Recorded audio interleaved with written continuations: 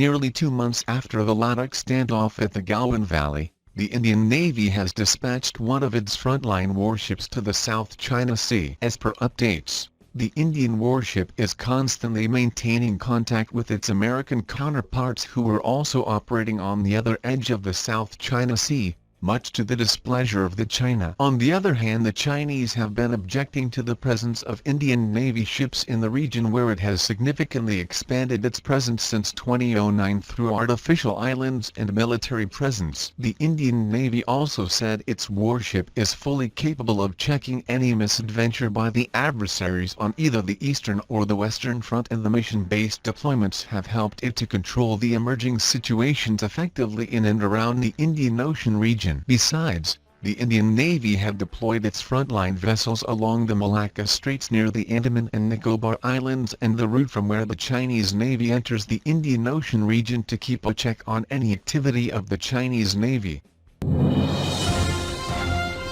China's latest volley of missile launches into the world's most hotly contested body of water served as a warning to two key U.S. targets: aircraft carriers and regional bases. The missiles launched into the South China Sea included the DF-21D and DF-26B. Those weapons are central to China's strategy of deterring any military action off its eastern coast by threatening to destroy the major sources of U.S. power projection in the region. China is signaling to the U.S., its allies and partners, that China has an answer to America's aircraft carrier strike groups, an answer that is always available and not dependent on deployment schedules, said a former operations director at U.S. Pacific Command's Joint Intelligence Center. The launches show the U.S. the growing cost of any armed conflict, with the high-profile reminder of China's increasing arsenal of medium and intermediate-range ballistic missiles. This is challenging American military superiority in Asia for the first time since World War II.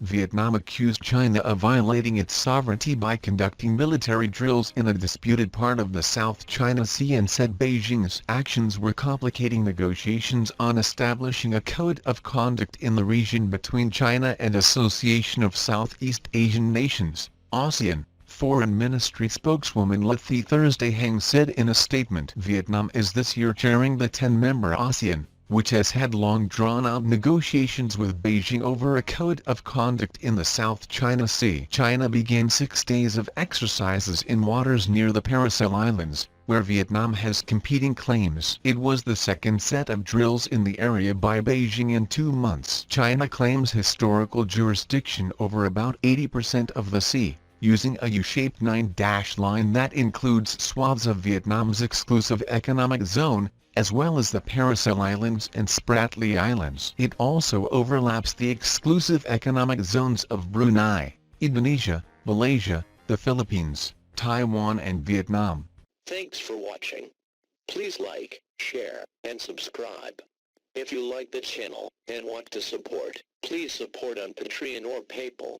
The details are given below in the description.